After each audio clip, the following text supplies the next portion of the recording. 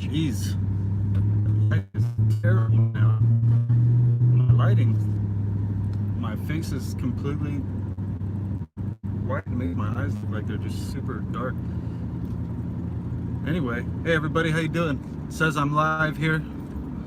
Usually takes a minute to have a few people show up to the live stream. Going for a drive right now to run an errand for my business, and like usual, thought this would be a good time to do a live stream. Robert DeFair, how you doing? Welcome. Glad to see you here.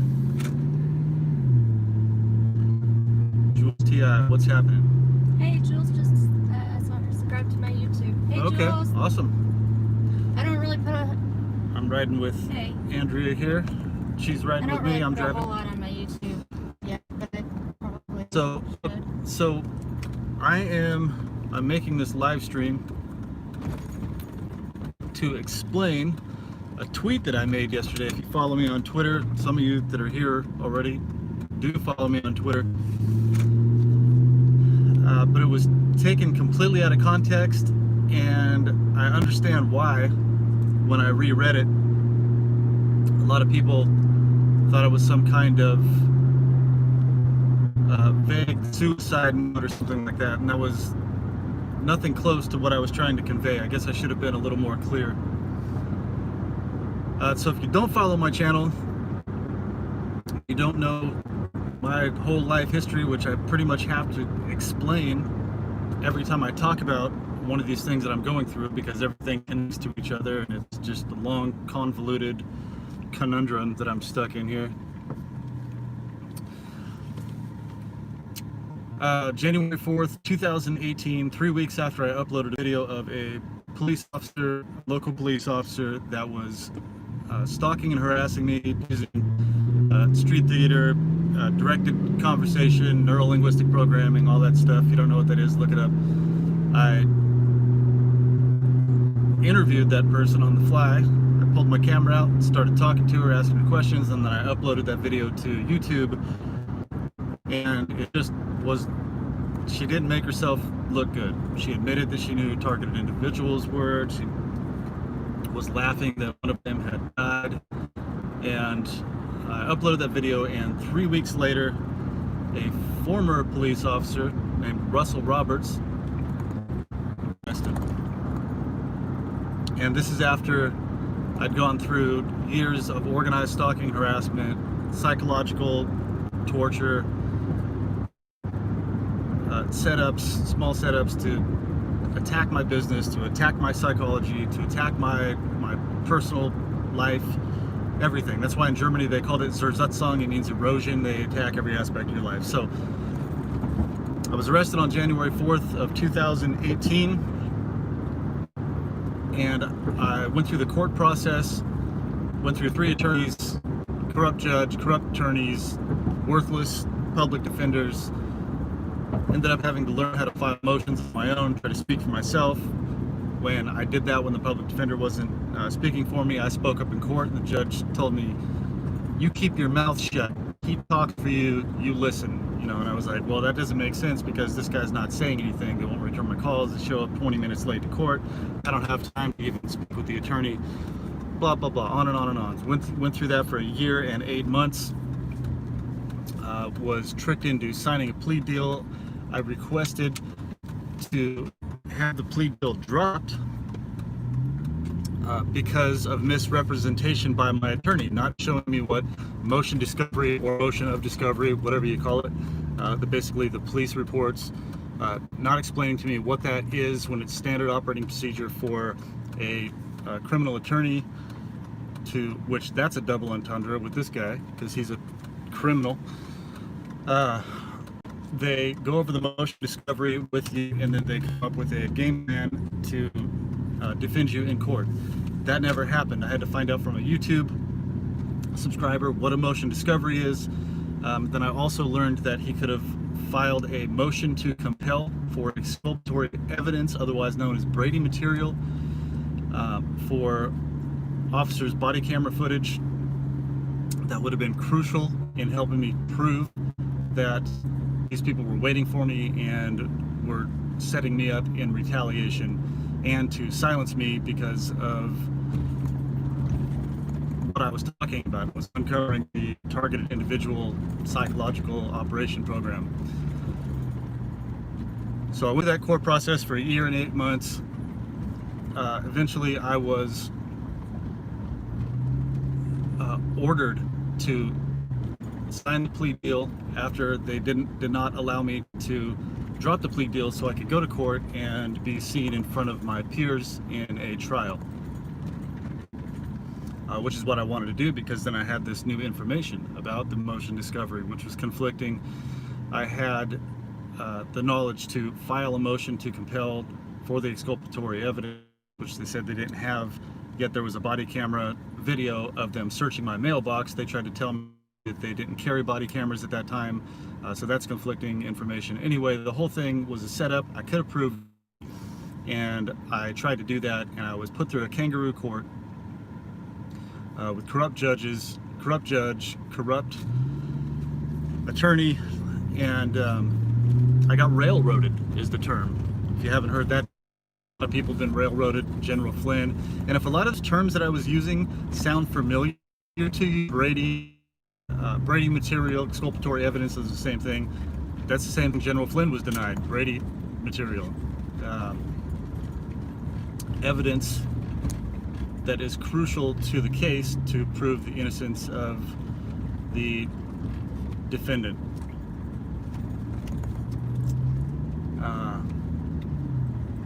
Okay, so I've been going through that, ended up having to sign the plea deal. When I was forced to sign the plea deal, the judge told me, you have no other choice than to sign this plea deal. And I said, I still stood up for myself, and I said, you know what, if you are going, because I know how the targeted individual program works. They want you to be psychologically evaluated to label you delusional or schizophrenic, and that way nothing that you say in court or to a police officer, to anyone is valid anymore, because they have labeled you as a crazy person.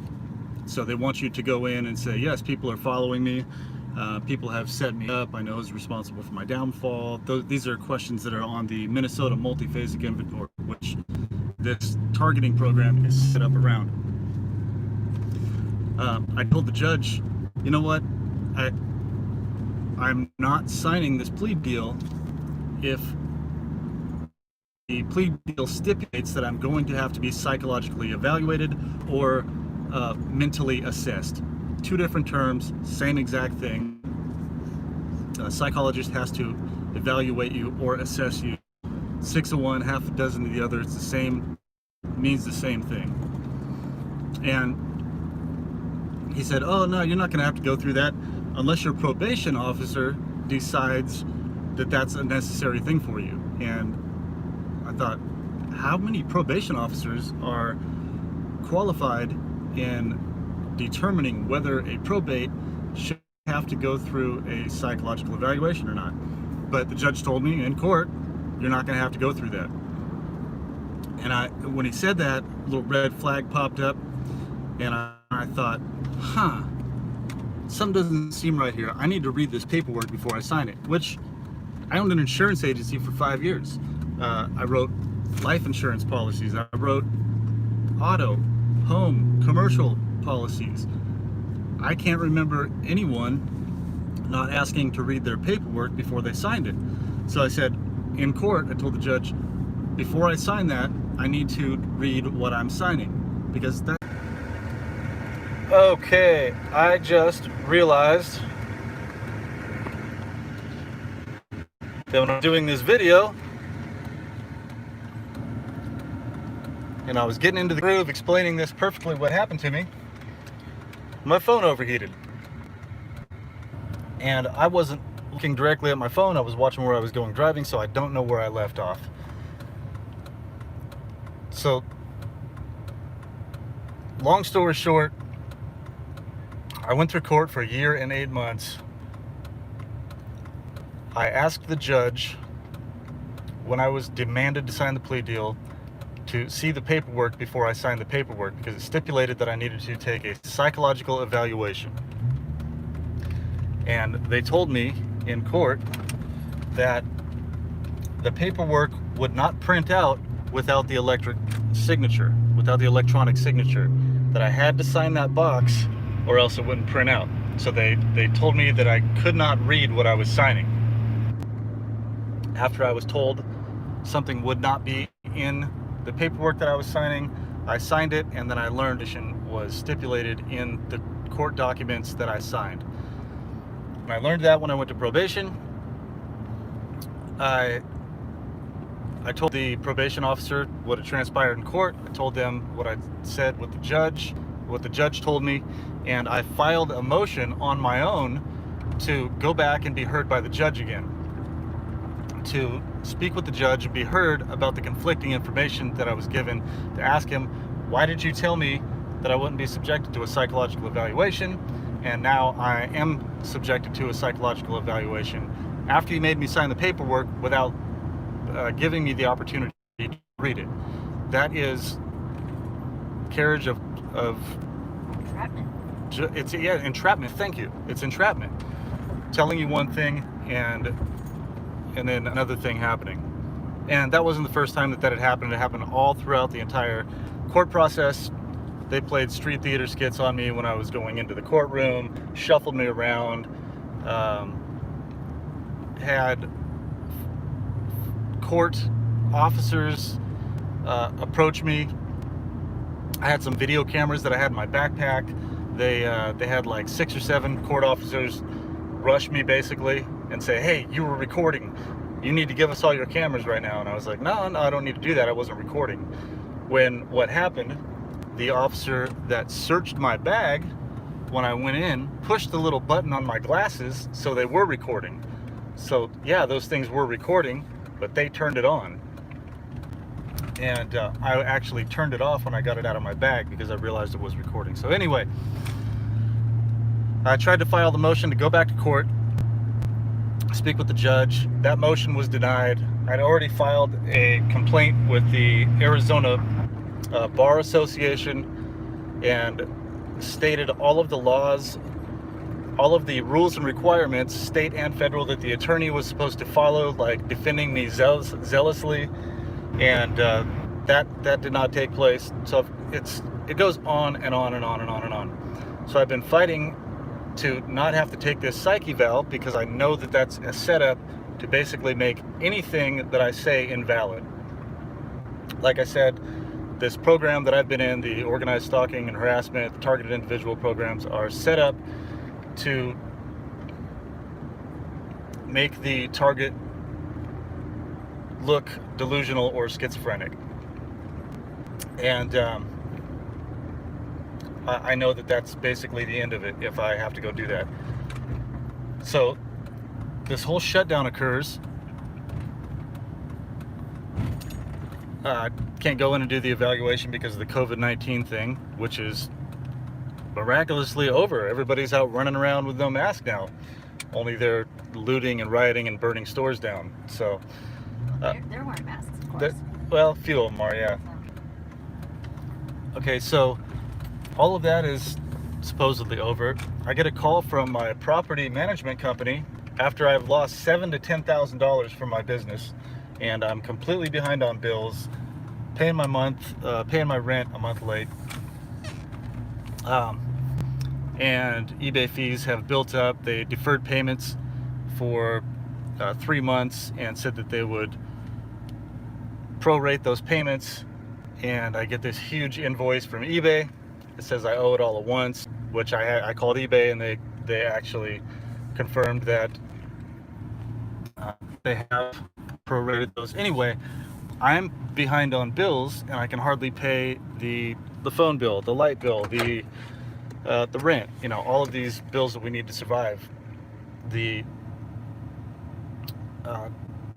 fees for my store, just like somebody would pay rent at a brick and mortar store, I have to pay rent to eBay for having my items in their store. And I'm more behind now than I ever have been in my life. I get a call from the probation officer for our monthly meeting, and he tells me, okay, you've been putting off this psychological evaluation. He calls it a mental health assessment. Like I said, it's the same exact thing. He says, you've been putting this off for a year now. And I said, nah, I haven't been putting it off. I've been trying to go back to the court and request that the court process my paperwork like they said they would. And so they're trying to make it look like it's just me being uncooperative, not wanting to fulfill the duties of my probation, which I should not be on in the first place, and tells me that I have until the 30th of this month to have, not to have taken the evaluation, but to have it complete and have the report to the probation officer by the 30th, which means that process would be pretty extensive in my case. I can't just go into a basic, and they're trying to tell me there's places that are cheaper to go to, that you can just get a basic mental health assessment, and I've called 10 to 12 different psychologists and explained to them my situation. Every single one of them asks me a series of questions and says, okay, well, what you're dealing with is an extensive report, and this will take us a long time to evaluate. So that's going to be, to start with, a $2,500 retainer fee, and it's going to be $5,000 to $6,000. Some of them quoted me up to like $8,000 to do this, because it's going to take a lot of time on their part to properly evaluate me, because it's an extensive situation. It's just not a basic report. So that being said, I would have to pay a $2,500 retainer fee immediately, get that process started, and get it done by the end of the month and give it to my probation officer, or I'm violating my probation. So this is the situation that I'm in, and I've realized that I'm basically in checkmate, even though I never signed up to play a game. I never accepted to play a game.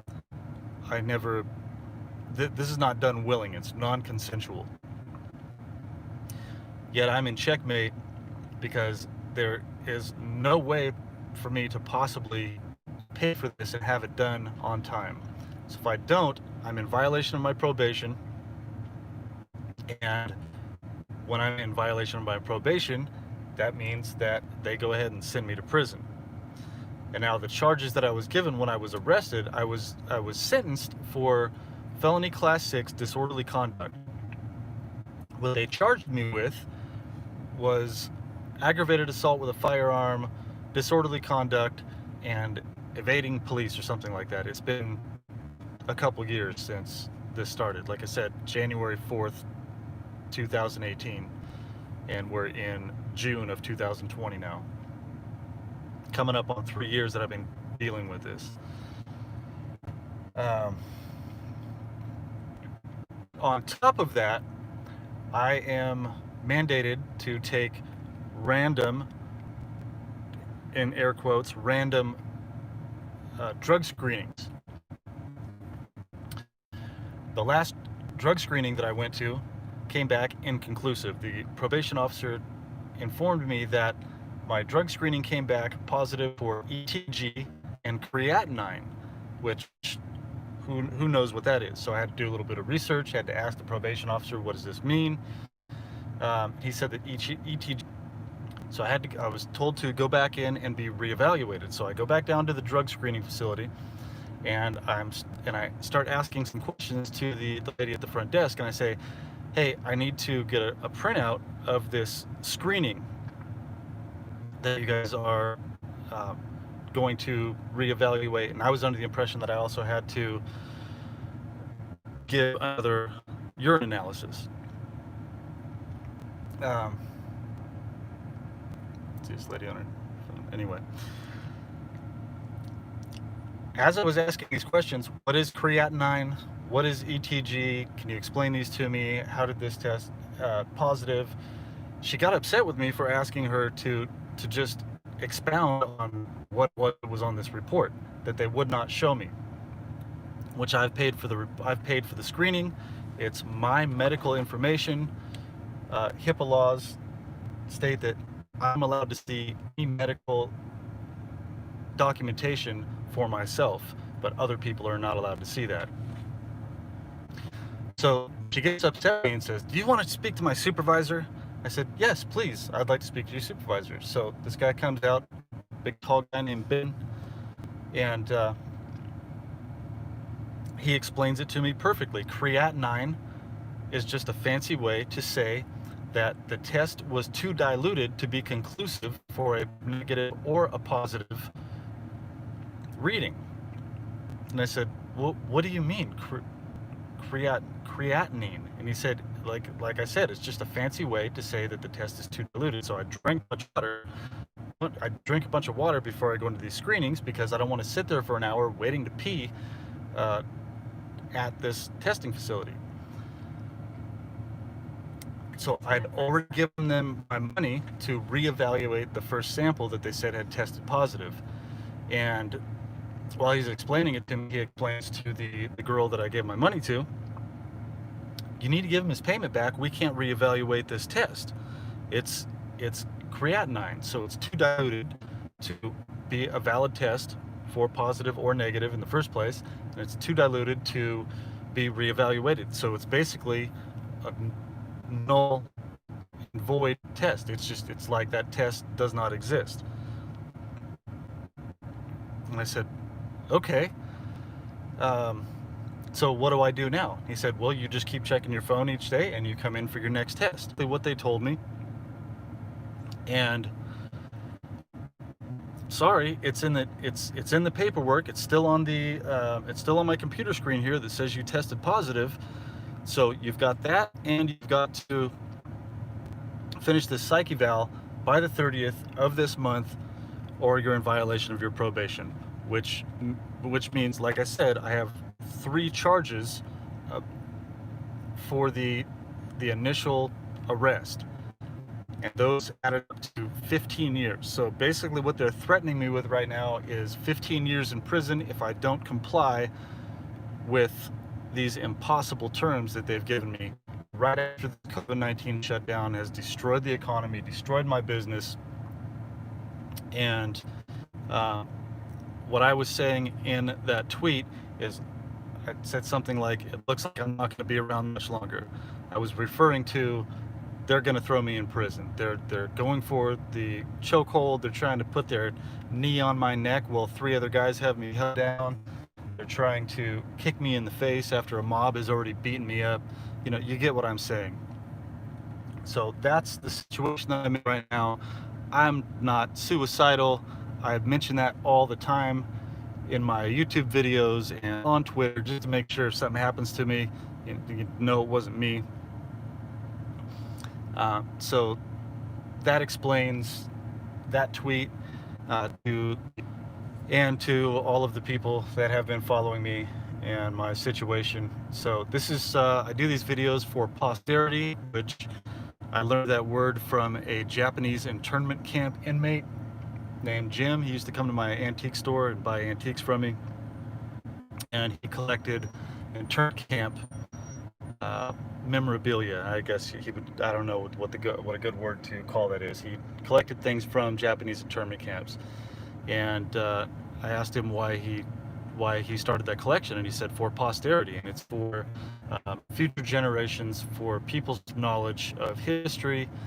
And you know, that's exactly what I'm doing here, for posterity and just to document. I know that there are people watching this. I know that there are people documenting this information that might not be able to contact me because I'm on some kind of domestic terrorist watch list, the Department of Homeland Security and the Foreign Intelligence Surveillance Act court, and everything is documented and recorded. So even if something happens to me down the line, all of this will be proven, and the people responsible for doing this to me will be held accountable.